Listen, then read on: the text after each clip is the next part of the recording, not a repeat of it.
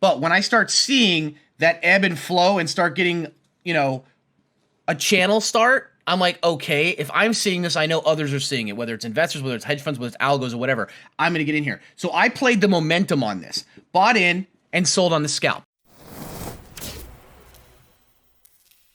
How about we do that? How about we break down all the plays I took today and why I took them? I'm going to whiteboard everything I took, starting with the Intel puts, the UAO calls, the AMD puts, the Intel calls. Let's break down everything I took today and why I took it, okay? First things first, we're going to talk about Intel puts, all right? What I did, why I did it, how I did it, and the reasoning behind it, okay? So for those of you guys who were here yesterday, you know that I shorted Intel, okay? I took puts on Intel. Why did I short Intel through earnings? So if you look at Intel's earnings chart over the last 3 quarters, you had earnings here. That is when they announced that they were no longer, partnered with several companies as far as their chips. They were having a problem with supply, right? They couldn't keep up. They were falling behind as far as keeping up with the demand. And this was before COVID, right? Well, before the COVID issues. They moved up. Next earnings, same problem. Forecast guidance was soft. We don't think we're going to be able to keep up. We're losing market share to our competitors. Then they started doing pretty well. They started running, right, with all the other semiconductors. Then the next earnings came. Same thing. Soft guidance. Dropped. I shorted through these 2 earnings before. Why did I short? Well, there was no justification. So we had earnings yesterday. Why did I short Intel through earnings? Now, it was a dangerous play. But in order for investors to continue to buy at this level, you would somehow have to convince investors that all of this market share that was lost from the first 2 quarter earnings from a year ago was somehow you've done something or you're changing something, you're going to change something to justify all of that being made up plus a reason to buy at this level. I couldn't think of a reason why. Sure, they could raise their divvy. Sure, they could give better guidance. Sure, they could have some kind of new development. But outside of that, I couldn't find a reason to justify that this stock would rise while it's being at the same levels it was before they announced that they just couldn't keep up. Okay?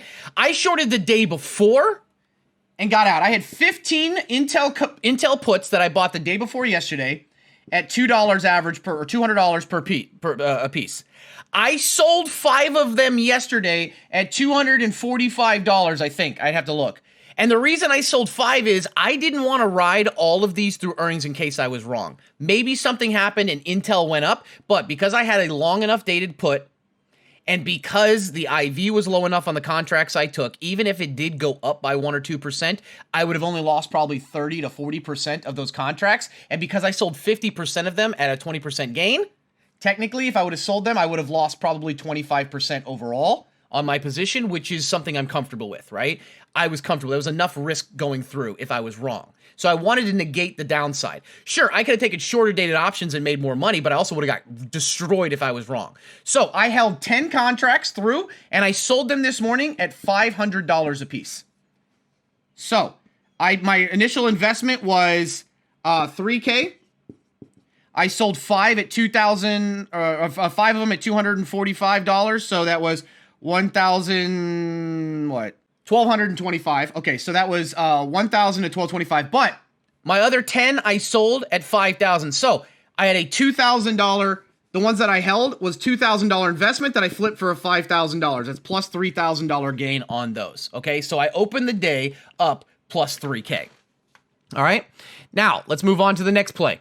I took UAL. Why did I take UAL? Does anybody that was in the morning call this morning, because it was open to everybody, does anybody remember why I took UAL today?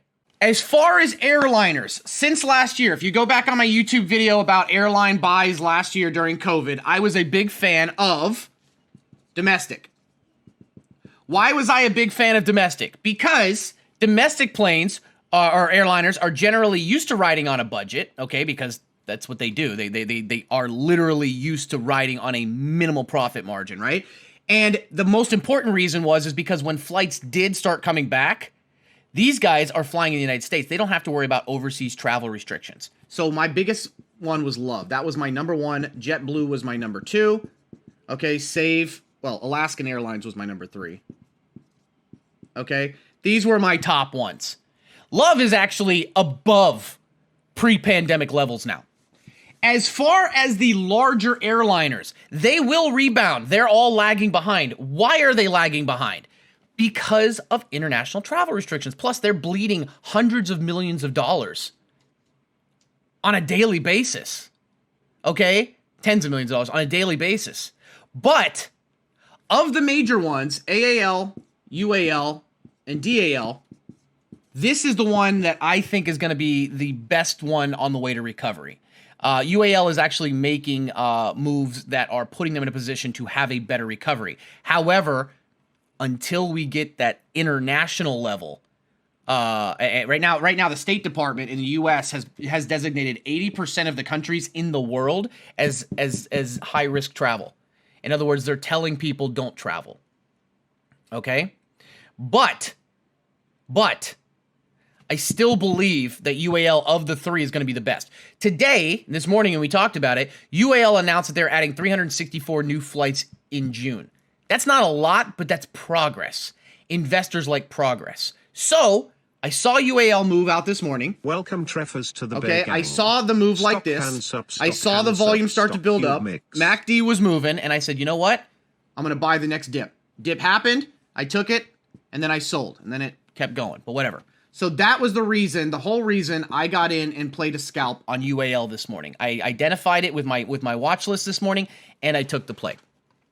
My next play was AMD puts. Why did I take AMD puts? Well, AMD, whenever Intel has earnings, AMD likes to inverse it because they're competitors. So last time Intel dropped hard on earnings, AMD went up, right? You're looking at two competitors. So this morning, I ended up seeing money going into Intel, right? We saw like a little dead cat bounce start on Intel. So I was looking at the chart on AMD, and I noticed the weakening. Volume was dipping. MACD was sliding. Momentum was sliding. Moving averages were starting to slide, and money was flowing in Intel. So I said, if this continues up, I expect some of that profit to move off. So I jumped in, got in, and sold. So we started out with 2K to 5K, so that was plus 3K on Intel. And then we had UAL, so that was 30, when you get the chance. Sorry, 50 at 122, and sold them at 135, so that's 50 times 12, so it's 600, so plus 600. Then AMD, we bought 20 at 282 average and sold them for 3, so 20 times 18, so we'll call it 400, well, 360. Okay, and then I took Intel calls. Why did I take Intel calls? Okay, why did I take Intel calls? The reason is that once we saw that drop and that buy up, we started seeing a bit of volume again. Now, I'm not expecting Intel to rebound today, but when I start seeing that ebb and flow and start getting, a channel start, I'm like, okay, if I'm seeing this, I know others are seeing it, whether it's investors, whether it's hedge funds, whether it's algos or whatever, I'm going to get in here. So I played the momentum on this, bought in and sold on the scalp. I bought in at 50 calls for $90 and sold them for $100. So that was 500 right there as well. Okay, so that was plus 500.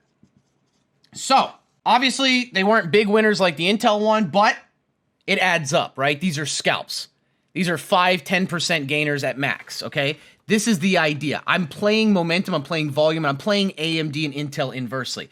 Right now, I have AMD puts, and I'm currently down on them, but I took AMD puts for next week, not today expiring, so I've got plenty of time. I'm currently in AMD calls at an average of, let's take a look here.